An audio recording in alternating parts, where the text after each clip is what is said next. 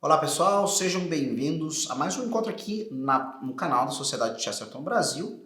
Eu estou com o professor Mário para conversarmos sobre uma obra que acredito que muitos dos que já acompanham o Chesterton há algum tempo ou já ouviram falar ou estão esperando para vê-la, né, publicada no Brasil, que é O que Vi na América, né?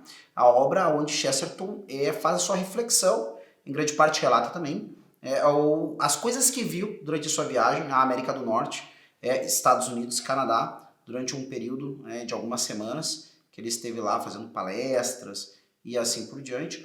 O livro é um livro muito interessante porque traz vários elementos, inclusive, de comparação que Chesterton faz entre Estados Unidos e Inglaterra, que são dois países muito relacionados, um origem do outro e assim por diante. Mas com certeza Chesterton tem coisas interessantes para dizer sobre as diferenças entre essa relação e essas semelhanças. E o professor Mário fez a revisão desse livro, certo? Que vai ser o próximo lançamento da Sociedade Chesterton Brasil. E pergunto, quais suas impressões assim? Uma das coisas que ele compara com o tradicional humor chestertoniano é sobre o uso da língua inglesa, né? E ele propõe claramente que o inglês que os americanos falam não é o mesmo inglês que os ingleses falam, e, se não me engano, ele até usa o termo que é a língua americana, né? Interessante. Com certa ironia, mas também, né, sem fazer críticas necessariamente ao modo americano de se expressar, certo? Mas ele dá umas cutucadinhas aqui e outra ali, então é bem divertido. O livro todo é muito divertido, né? Eu acho que, como nós lançamos também, não faz tanto tempo assim, o livro sobre a Jerusalém, né? Legal. A Nova Jerusalém, né? Que é mais ou menos na mesma toada, Perfeito. sim, né? É Ótimo. um relato, né? Quase um diário de viagem, né? Então, essa viagem anterior, né? A Jerusalém de Chesterton, mas não muito tempo depois ele faz a viagem à América, né? Perfeito. Então, ele, assim, dá para comparar os dois livros. Eu acho que esse livro, O que eu vi na América, é mais acessível, né? Essa é uma das impressões iniciais que eu posso passar para o pessoal, né? Que quer saber sobre o livro e não sabe nada. Ele é mais acessível pelo tópico, para nós, né? Para nós aqui brasileiros nos Estados Unidos, com certeza é um assunto, né?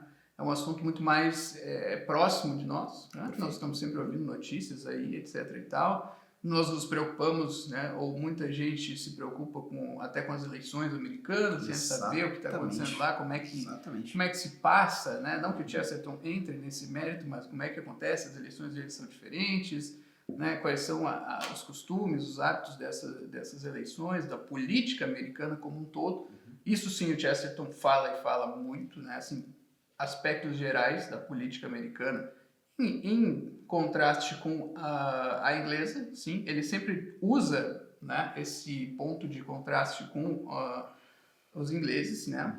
E isso não é só porque, não, ele era inglês, é claro, ele vai comparar. Não, tem uma finalidade também estrutural na obra, né? Que nós podemos tocar daqui a pouco. Tá, mas então, sim, traz todo esse interesse de ser um tópico muito mais próximo de nós do que o livro da Nova Jerusalém. Fala de coisas muito importantes para nós também, né? Mas esse aqui talvez vai soar mais familiar ainda para o pessoal, né? Então, um livro familiar, fala de coisas que nós já ouvimos falar muito, então, né, Nova York e tal, pontos de Nova York. Qual é a impressão de Chester sobre a Broadway? A Broadway, isso né? É muito engraçado, é divertidíssima a passagem que ele descreve a Broadway, né, com o olhar chestertoniano, com os termos chestertonianos. Ele chega a dizer algo parecido com a Broadway deve ser um lugar maravilhoso, né? Para o cara que não sabe ler. Para o cara que não sabe ler. Porque tá aqui cheio de imagens, coisas, né? Ele exalta justamente isso, as cores, a vivacidade das imagens. Então aquilo poderia ser uma terra dos sonhos, mas para quem não soubesse ler, porque daí quando ele lê, quando ele sabe o que está escrito, ele vê pasta de dente e tal coisa. Né? Exato. Então, é um show de imagens para coisas muito banais, assim, né? Então, bom, isso é uma típica tirada de Chesterton, né? Sobre esses assuntos, mas tem muito mais. Então, muito interessante, um livro muito próximo, né, de um assunto muito próximo de nós e que traz todas as reflexões que nós já esperamos de um livro de Chesterton, né? Novas reflexões que ele fez naquela época da vida dele. Então, muito interessante o livro, sim, né? Muito interessante. A gente um pouco aqui está praticamente, não é que isso foi algo visado, pelo menos não por mim, até, né, o Mário ou se alguém mais, né, quem colabora com a gente agora nessa gravação, tem uma figura oculta aqui que também está colaborando com a nossa gravação, quiser comentar conosco, eu penso que não era essa a ideia, mas eu tenho a impressão que nas obras completas de Chesterton isso completa uma seçãozinha que é sobre os livros de viagem de Chesterton. Sim. Então teriam 2 livros específicos, não de reflexão sobre países. Chesterton faz uma história da Inglaterra, mas não é em vista de uma viagem, ele é inglês e mora na Inglaterra, né? Mas esse Nova Jerusalém, que é fruto dessa viagem, que é feita, se eu não me engano, em 1919, nas proximidades dele se converter, e aí dos Estados Unidos em 1921 também. Isso, exato. Então a gente tem, inclusive, é bacana a similitude entre os livros, justamente porque eles têm não está tão diferente as experiências do homem que relata nos dois, né? Inclusive, a gente tem esse processo onde Chesterton, quando escreve Nova Jerusalém, está nas proximidades da entrada dele na Igreja Católica, que vai acontecer em 22. Em 21, quando ele vai aos Estados Unidos, esse processo ainda está mais próximo dele, né? E eu acho interessante você comentar isso, porque o tom, isso é sensacional, porque mostra também como o Chesterton é um cara que tem noção do lugar onde ele está. Então isso é muito interessante. Às vezes a gente comenta, né, conversa com alguma pessoa que foi para algum lugar que tem uma grande carga histórica, ou até não tem essa carga histórica toda, mas a pessoa conhece a história do lugar. Todo lugar tem uma história, né? Algumas histórias são mais famosas ou consideradas mais relevantes, outras menos, certo? Agora, tu vê que a pessoa que tem mais noção do lugar onde ela está, de alguma forma, ela sabe o que buscar, o que procurar e como se adequar. Certamente, esse tom mais denso, pesado, talvez até místico seja a palavra que a gente possa usar, né, para Nova Jerusalém, e é místico no sentido até mesmo escatológico. O que quer dizer escatológico nesse termo, tá? As pessoas entendem como 2 coisas, eu estou usando no sentido teológico. Escatológico, as verdades últimas, né? Ou seja, o fim do mundo, a segunda vinda de Jesus, o novo céu e a nova terra.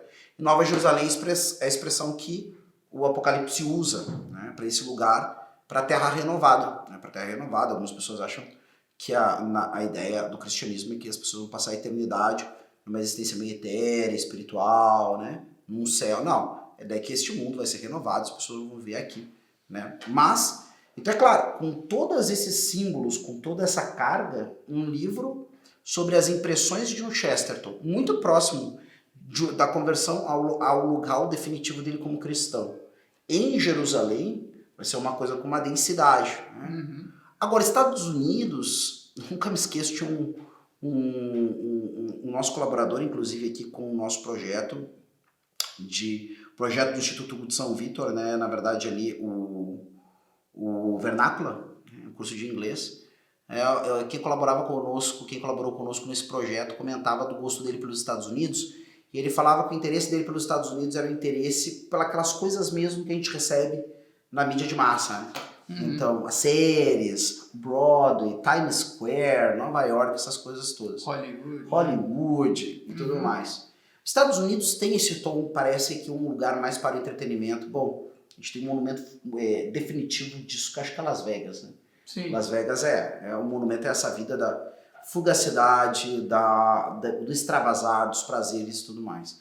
É evidente que existe um Estados Unidos antigo, uma Massachusetts, uma Harvard, uma Yale, essas coisas todas. Existe, né, esse Estados Unidos mais aristocrático, mais profundo, mais denso, talvez mesmo que até mais agrário. Mais agrário, exatamente. A aristocracia do campo. Do campo, seja no norte, seja no sul, mas em ambos os casos isso. Né? O Chesterton se reporta e pelo tom que ele usa, o lugar que mais chamou a atenção dele, que mais deixou feliz, né, na visita, foi o meio oeste. Né? Justamente o lugar que é o mais esquecido dos Estados Unidos, o lugar que às vezes tu nota que esse Estados Unidos mais conhecido, das grandes cidades, das metrópoles, tende eles mesmos a desprezar nesse lugar aí, né, no meio oeste, né, que é justamente aqueles estados gigantes, mas que a maior parte é prado ou começa um pouco do deserto ali e tal, né? Então, e aí são estados muito agrários, né, com pecuária e coisa, e ele se encantou muito com isso. Ele dá para notar que o idealismo chestertoniano meio que encontrou ali aquilo ou algo muito próximo do que ele sonhava nesses lugares, né? Não que não encontrasse em certos lugares da Inglaterra, também sim, né? Mas ali, então, ele fala em termos muito elogiosos disso, né? Ele deve ter se deparado com uma vastidão de terra que na Inglaterra é impossível, né? Sim, então, exatamente. Esse contato com a América, esse contato com a paisagem dos lugares. Outro dia desse eu vi uma pessoa que morava no Brasil já há algum tempo, canadense, mas preferindo muitas coisas daqui, né? Por isso morou. Geralmente é uma pessoa que vem dos Estados Unidos ou Canadá decide morar no Brasil porque, né, prefere mesmo, sabe-se por que motivo. E aí, falando que, pode sempre falar, né, das belezas naturais do Brasil, uma das coisas que a gente mais exalta, mas que a paisagem de Canadá para ela era mais instigante do que do Brasil. Sim. Então acho que para essas pessoas, realmente esses lugares amplos da América do Norte, tem um chamado, tem um apelo. E aí, uma coisa que me chamou muita atenção quando eu ouvi falar, né, das coisas que Chesterton comenta nesse percurso dele pela América, foi o fato de que, para ele, os Estados Unidos foi fundado sobre uma crença. Né? Então, para ele, os Estados Unidos era o primeiro estado, para ele um estado único, ele chega a dizer, que foi fundado sobre uma crença de igualdade. Às vezes a gente fica... Ele diz isso, né? O único estado que foi fundado sobre uma crença. Exatamente, quer dizer...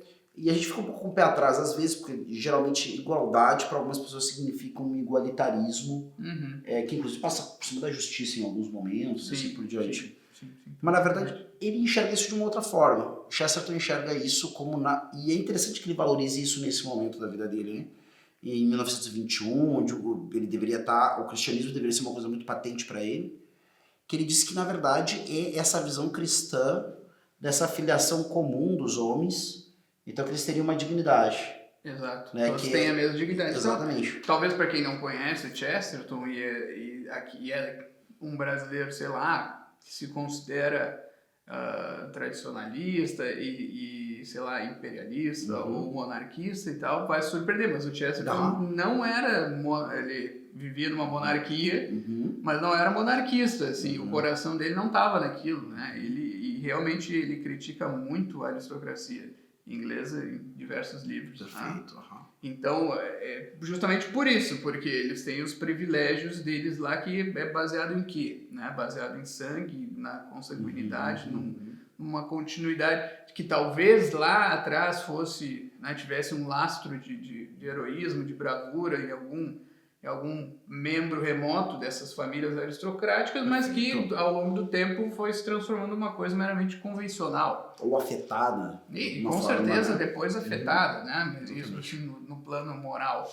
Né? Mas agora, ele era realmente, o Chesterton era um republicano. Eu acho que permaneceu a vida toda. Não desconheço algum livro que ele tenha defendido algum outro sistema.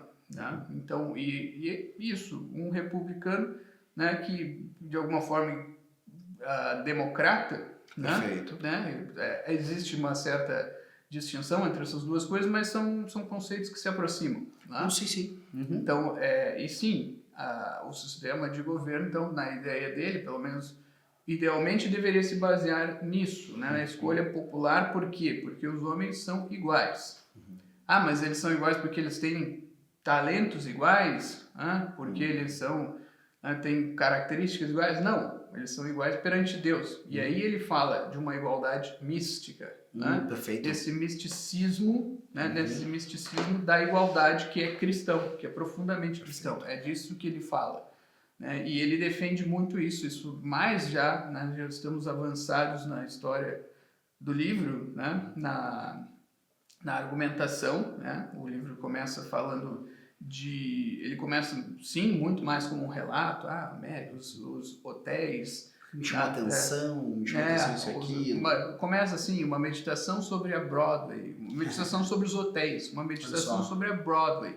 Lugares assim, né, que ele ia visitando. de repente tu não mal vai notando, ele começa a falar de temas mais gerais, né, de temas mais abstratos, de questões políticas, primeiro política americana, política inglesa, política geral da época, de repente teoria política, e daí ele já está falando desse misticismo, né, da democracia. Então, sim, né, a pessoa pode, né, pode haver alguém que nos assiste que torça o nariz para a ideia de democracia, ou veja como algo, faça comparações com coisas que acontecem, não sei o quê, mas é preciso entender o conceito na mente de Chesterton, né? Então é uma coisa muito diferente do que nós conhecemos, inclusive, né?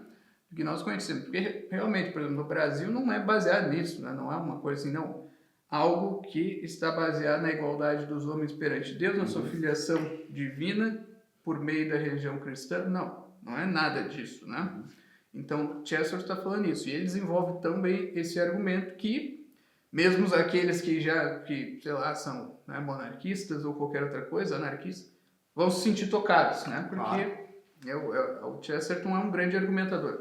Tu pode dizer o que quiser, tu pode discordar o quanto quiser, veementemente, mas ele vai te colocar pelo menos uma pulga atrás da orelha, né? Sempre que ele vai defender. Algumas coisas tu pode até achar muito absurdas, assim, né? No primeiro momento. Exato. Ele larga como sentença, tu fica assim, ué. Exato. E ele faz isso, né? Ele larga a proposição, ele larga a ideia geral dele, tu te choca às vezes, dependendo do caso, e de repente ele começa a argumentar e tu vê, não, mas isso é muito razoável, muito razoável. O problema é que nós estamos pensando com conceitos muito fracos, né? Com conceitos pouco elaborados, com conceitos do senso comum num sentido menor do termo, certo? Não no sentido chestertoniano também, que o senso comum dele também é algo, né, diferente do que a gente tem hoje em dia, né? E uma coisa interessante que tu falaste ali que também cabe ressaltar, quando tu diz assim, não, o Chesterton vai para os Estados Unidos e ele já sabia muita coisa dos Estados Unidos. Na verdade, a impressão que eu tenho é que ele foi para os Estados Unidos já esperando ver tudo aquilo que ele viu. E que a viagem dele foi uma espécie de comprovação, né? Vamos lá ver se é de fato isso que eu vejo de longe, que eu leio nos jornais, porque a mente do Chesterton era tão grande, né? A capacidade dele de analisar os fatos, de captar pequenas tendências, de captar, né? De pressentir até certas correntes em pequenos fatos do cotidiano, era algo tão extraordinário que, na minha visão, né, o livro ele começa com a narração da cena em que ele vai no consulado americano conseguir o passaporte. Para conseguir o passaporte. E ele relata como era Isso é muito interessante. Como ele relata como era o formulário, né? Que ele tinha que responder o formulário. E ali tinha algumas perguntas muito absurdas. Assim, né? Você tem intenção de subverter o governo americano? Assim, na lata? Exatamente, né? Você tem... Porque lá faz a revolução. Sim, daí o Chesterton responde, olha, eu prefiro responder isso depois da viagem e não antes. Exatamente. Não faz Como é que eu vou saber se eu quero... Né? Talvez seja... Depois que eu conhecer o governo americano, talvez seja o objetivo da minha vida subverter esse governo. Pode ser, mas não, agora não. Agora não. Tô indo de sangue doce, né? Exatamente. E também tem um outro, né? Você é um biga? Perguntas assim muito aleatórias, né? Mas né? E aí também isso é explicado no livro, né? Parece uma sensibilidade puritana, certa sensibilidade puritana americana. Aquela pergunta faz algum sentido, né? Mas não deixa de ser muito cômico, né? Não, isso para o inglês, até eu me lembro uma cena do Churchill, que ele foi até os Estados Unidos durante a Lei Seca. Sim. E ele foi... Mas o Chesterton também, né? Ele comenta a Lei Seca. E ele, muito interessante. E ele comenta que o Churchill certamente estava levando ou uísque ou conhaque, qualquer coisa alcoólica de tom âmbar, assim. E aí ele, o que é isso aí? Ele diz, é meu elixir, é meu, né, e qualquer coisa do tipo. E é óbvio, ele, um grande dignatário na época, o Churchill era, se eu não me engano, um membro do conselho privado, coisa do tipo. Tanto é que nesse período 21, é justamente quando sai o acordo de paz. que transforma a Irlanda num estado independente, ainda com o rei da Inglaterra como chefe de estado, mas mais ou menos como é o Canadá, a Austrália hoje em dia, né? Então ele leva para lá e ele faz parte dessas negociações do Churchill, né, com o Michael Collins na época. Então ele é um autodignatário. Aí ninguém vai pegar pra esse cara e vai dizer assim, não, mas deixa eu ver aí o que é isso aí. O cara falou que é o lixeiro dele, falou que é o lixeiro dele, e vai tomar, como é bem típico do Churchill, vai tomar, sim, o uísque dele, onde ele passava em meio à lei seca norte-americana. Sim. Mas essas coisas que para um Chesterton, que chega a fazer um livro, para quem não conhece, A Taberna Ambulante, que chega a falar da taberna, da estalagem, do pub em algum nível, como uma instituição dos fundamentos democráticos e das liberdades inglesas. Sim. Se não democráticos, das liberdades inglesas. Um homem ter liberdade para ir do pub de seu vilarejo, comer uma peça de queijo e tomar uma dose de qualquer coisa alcoólica é parte das liberdades inglesas. E esse cara vai para um lugar onde tem lei seca. Esse capítulo é fenomenal, né? Porque ele desenvolve muito e o olhar clínico dele penetra na questão muito mais longe do que nós imaginamos. Mas vamos deixar um pouquinho de mistério, pessoal. Mas uma coisa interessante e engraçada que ele fala é realmente o pessoal está lá, né? Aqui nos Estados Unidos eu me reuni com o pessoal para comentar sobre essa questão da lei seca, da proibição, né? Prohibition e tal, não sei o que, e nós tivemos grandes conversas com muitas taças de vinho aqui e tal. Claro. Ou seja, era um negócio extremamente hipócrita. O Chesterton, ele estava lá, ele estava na presença de pessoas, não, ele não foi, né, convidado por pessoas pobres da periferia e tal, não, pessoas com algum status social, e essas pessoas tinham acesso à bebida, sim, obviamente. Não foi um negócio assim, não, realmente ninguém nunca mais bebeu uma taça de vinho, uma caneca de cerveja depois daquilo, até que se liberou, né? Não, estava todo mundo tomando lá e tal, né? E, enfim, mas a explicação que ele dá de por que realmente eles inventaram esse troço da proibição é muito interessante, né? E tem muito a ver com o mercado de trabalho, né, com aquilo que o Chesterton chamava de servidão moderna do mercado de trabalho, etc. Né? Então, vai bem longe, assim, e é bem interessante. E tem um elemento para mim que também apareceu de uma maneira meio surpreendente quando a gente vai lendo, que é a questão do Chesterton pensando o sujeito.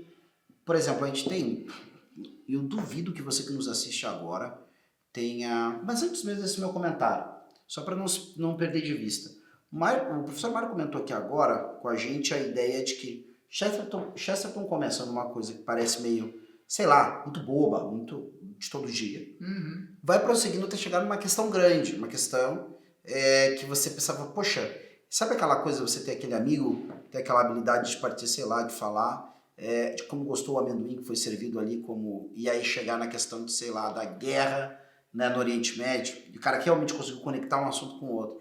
O Chesterton faz isso, o que parece, eu não sei se essa impressão é correta, mas eu tenho a impressão que esse livro, para você principalmente que tem interesse por Chesterton, há muito tempo está aí, namorando de comprar um livro do Chesterton, de ler uma obra completa do Chesterton, de sair da coisa de ficar só lendo as nossas maravilhosas postagens lá aqui no Instagram, né, com as frases do Chesterton ali e assim por diante, que é ler um livro inteiro do Chesterton. Dá pra pensar isso como uma boa introdução? Um primeiro livro do Chesterton pro cara ler? Um primeiro livro do Chesterton? Eu acho que sim. Tá aí a dica assim, também, ó. Sempre nos perguntam, né, qual é o primeiro. Não existe o primeiro livro. Há livros que talvez convenham mais para um certo tipo de leitor, porque tem o leitor que prefere a parte ficcional, então a gente vai dizer que é tal livro da parte ficcional da obra, vai ter outro que prefere a parte teórica, e a gente vai sugerir um outro livro, só que também depende do interesse da pessoa, né? Exato. Quais são os teus interesses? O Chesterton falou teve algum tópico de que ele não falou? Exato. Alguma coisa ele falou sobre quase tudo. Talvez, assim, física, subatômica, ele deixou de falar, assim, esqueceu, né? Mas Não chegou, que a coisa não estava tão em voga. Quando é que o pessoal começa a pensar esse negócio de bomba atômica mesmo?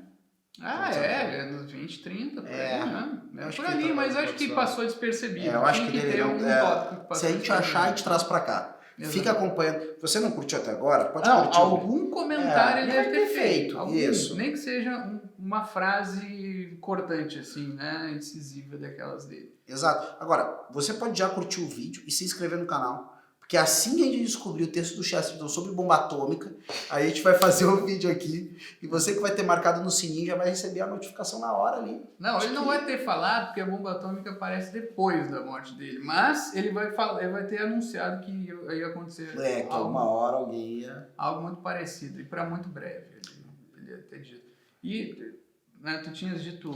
Isso, porque eu queria perguntar o seguinte, porque a gente sempre ouve, e agora eu volto àquilo que eu tinha começado a falar, você com certeza já ouviu a seguinte frase: viajar, conhecer novas culturas, conhecer novos países, conhecer conhecer novos qualquer coisa, especialmente relacionado ao mundo das viagens, vai expandir os seus horizontes, vai abrir a sua cabeça, vai aumentar a sua compreensão. Aí sabe o que o Chesterton fala sobre abrir a cabeça. Não abra demais. Né? Pro cérebro não cair fora. Então, mas o Chesterton vai exatamente na contramão dessa ideia dentro do livro. O Chesterton era muito contra isso. Exatamente. Aliás, ele abre o livro falando disso. Então, essa a primeira frase nunca consegui me livrar da ideia de que viajar estreita a mente. Então, onde é que você já ouviu falar isso antes? Obviamente esse papinho já existia na época dele. Não, com certeza. Ele não colocou essa primeira frase ali sem querer, né? Eu me lembro das discussões dele com o Rudyard Kipling, quando ele falava desse negócio assim, o cara é um cidadão do império, cidadão do mundo. Oi, meu amigo, então não é cidadão de nada, entendeu? O homem é pequeno demais para ser cidadão no mundo inteiro. Mas ele pode entender a experiência de todos os homens a partir do Ele é capaz de ser cidadão do bairro dele. Do bairro dele, isso. Sim, com alguma dificuldade, né? Tendo que demonstrar interesse, tendo que ser simpático com as pessoas, né? Mas, enfim, exatamente ele combate essa ideia. Não para combater a ideia de que viajar em si, é algo ruim, mas essa ideia um tanto tola, assim, né?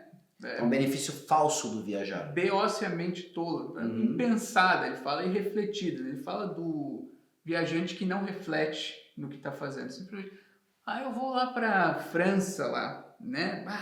Acho que eu vou expandir os meus horizontes, vou conhecer muita gente legal. Quem sabe não, quem sabe o teu gênio não bate com o gênio dos franceses. E aí? Né? Daí tu vai voltar falando que os franceses são mal educados, o que é muito comum, né? São mal educados, eles são fechados, eu quis dar um abraço neles, o cara fez uma cara estranha, né? Não vai falar. Esse tipo de coisa, né? E o Chesterton vai falar, cara, justamente isso, né? Tu tens que viajar com a ideia de que tu vai então para lá para dar risada dos costumes das outras pessoas. Justamente isso. Isso não é uma falta de respeito. E isso não é uma falta de respeito. O que é falta de respeito é o que vem geralmente na sequência disso, que é julgar algo ruim, simplesmente porque é estranho. Então o Chesterton diz, não há nada de errado em rir de algo por ser estranho, mas há tudo de errado em julgar algo ruim por ser estranho. Exato. Então o hábito do francês que é mais fechado. Ele é muito fechado. É bom ser que nem o brasileiro, que chega dando né, 3 beijinhos e abraço, e aí de repente já está convidando para dormir na cama dele e tal, não sei o quê. Então, olha, isso é o teu modo de ser, é o teu costume, é o teu hábito. Que pode parecer muito estranho para as pessoas. O outro cara vai dar risada de ti quando ele não estiver na tua frente, provavelmente, né?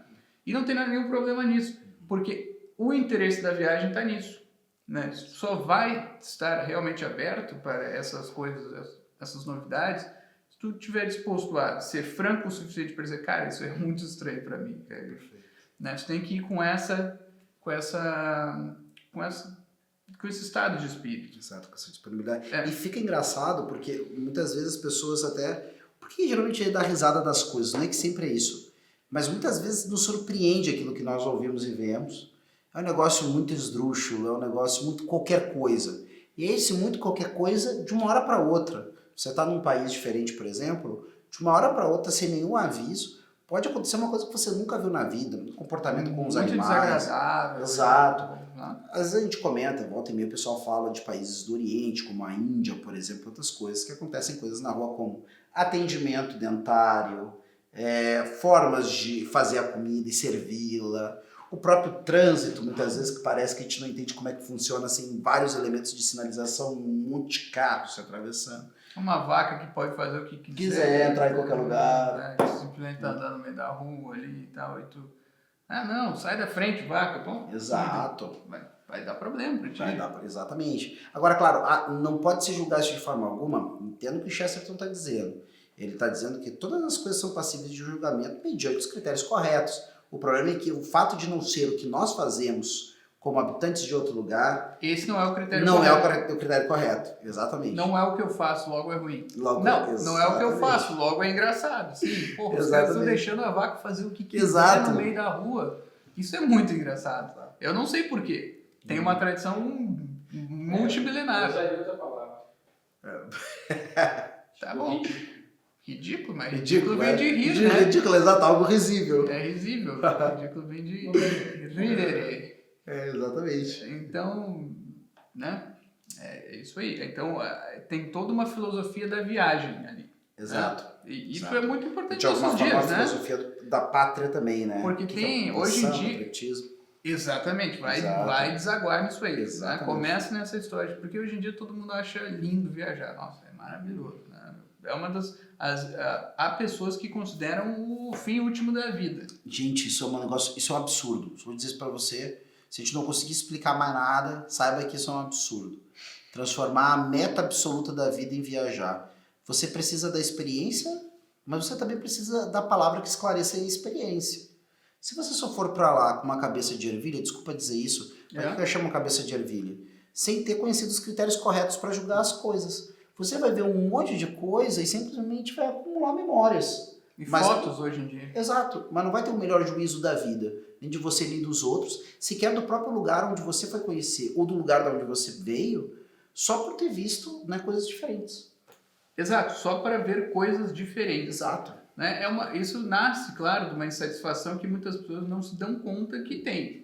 Né? Essa insatisfação com o local onde está, com a própria vida, muitas vezes, que a pessoa não quer admitir, então ela ou para um outro lugar, ver se aqui eu me sinto bem. Mas ela não entende que é isso que ela está fazendo. Né?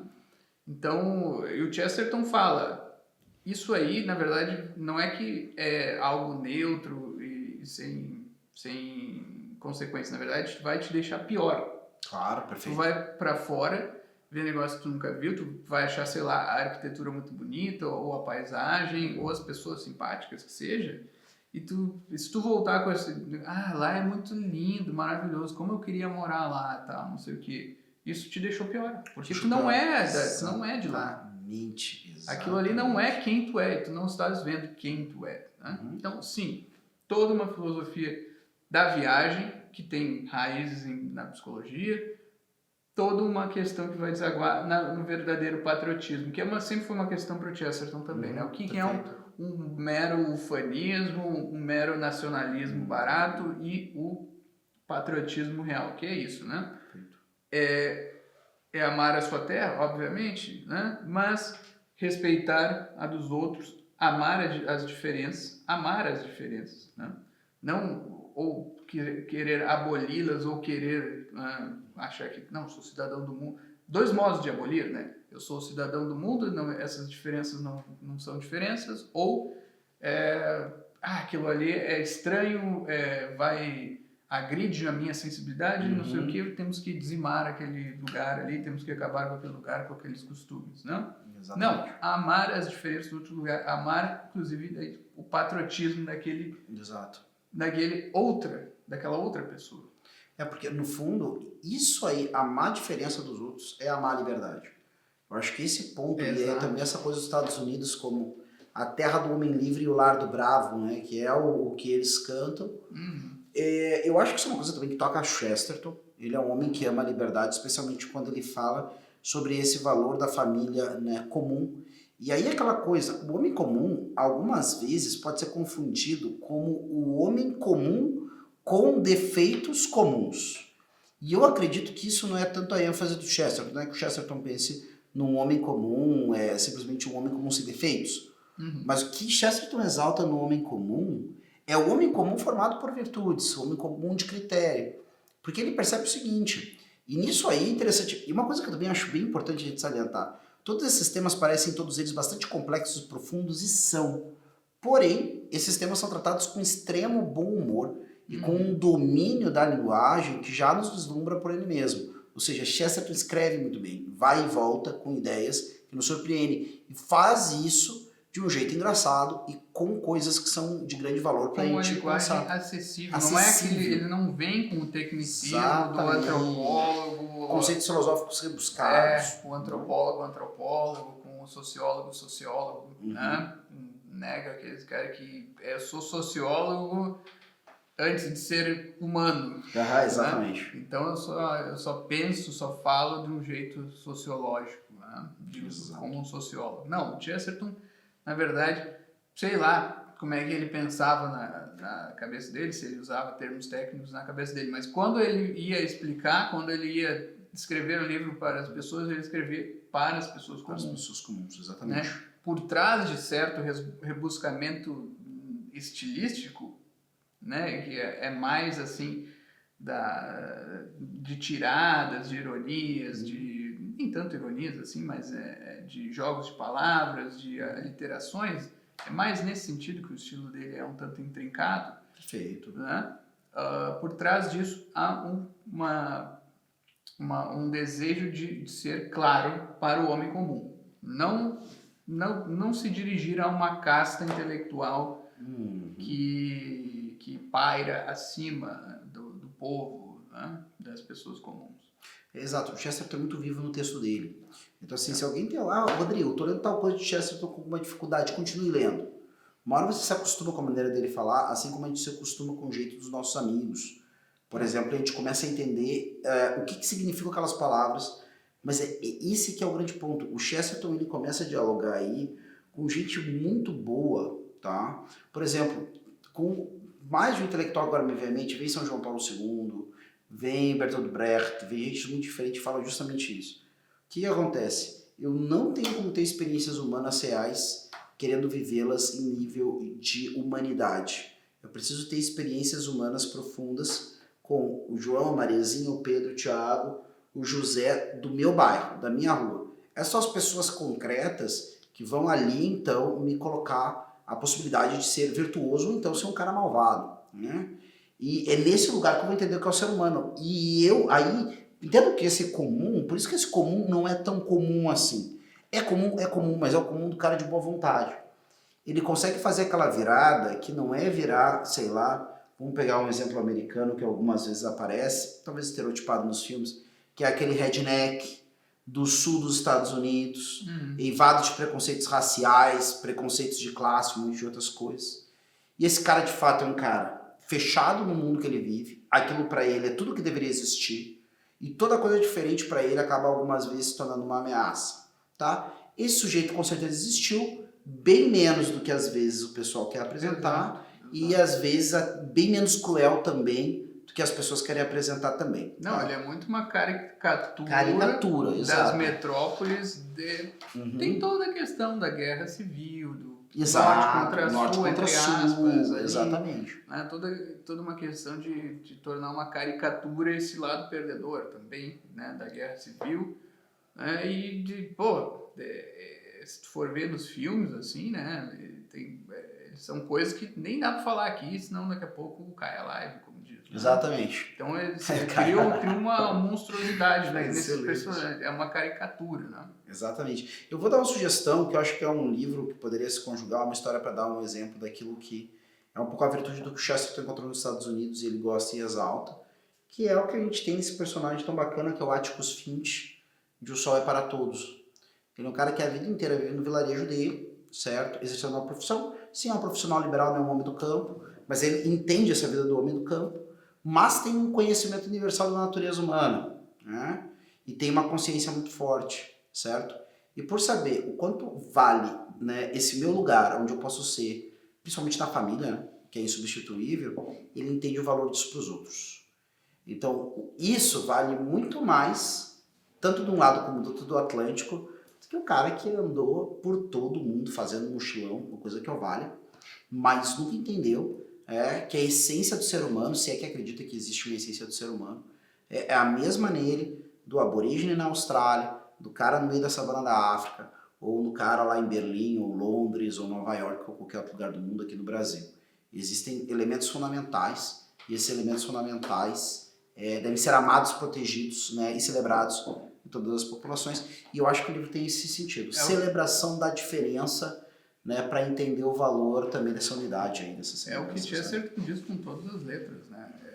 O homem é o homem em qualquer lugar. Né? Então, se tu vais para a Índia para conhecer os indianos, não, isso não vale a pena. Ele diz justamente isso, não vale a pena.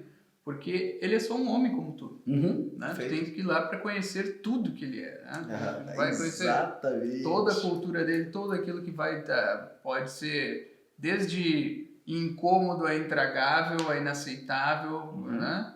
Tu vais para ver tudo isso. Né? Não vai para conhecer um indiano idealizado que tem na tua cabeça, porque ele é só um homem como tu, por baixo de todo o aparato dos costumes, de toda a coisa exterior. Mas é essa coisa exterior que tu podes lá ver e conhecer mesmo. Né? É isso que tu tem que procurar lá, se tu vais e para frisar, eu acho, para terminar, o Chesterton não era contra viagens, ele foi para Jerusalém, ele foi para os Estados Unidos, ele foi para tudo que canto. Foi para a França, foi para vários lugares, exatamente.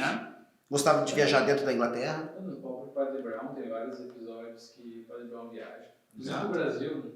Até pro Brasil. E ele tinha uma coisa curiosa, ele tinha uma simpatia pela França. Sim. Ele, como inglês, tinha uma simpatia pela França, pela história da França. Acho que o primeiro conto do Padre Brown é na França, né? E na França. eu não me lembro o Flambeau é francês.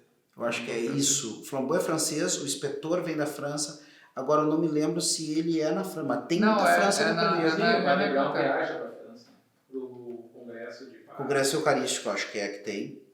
Acho que é em Paris. Mas tem muita França na jogada. Tem inspetor francês, tem ladrão francês. Então tem França pra caramba. Tem coisa boa, coisa ruim. Né? Isso é muito legal. E assim vai. Muito bem. Então é isso. É isso, né? Fiquem atentos. Esse é o próximo lançamento da Sociedade de Chesterton Brasil. Não deixem de participar. Tem muito mais coisa. Tem muito mais coisa. Se você nunca leu o Chesterton, esse pode ser o seu momento. Deve ser o seu momento, certo? E é uma leitura que vai abrir os seus horizontes para uma série de outras coisas muito legais, inclusive coisas contemporâneas, inclusive a relação dos Estados Unidos consigo mesmo.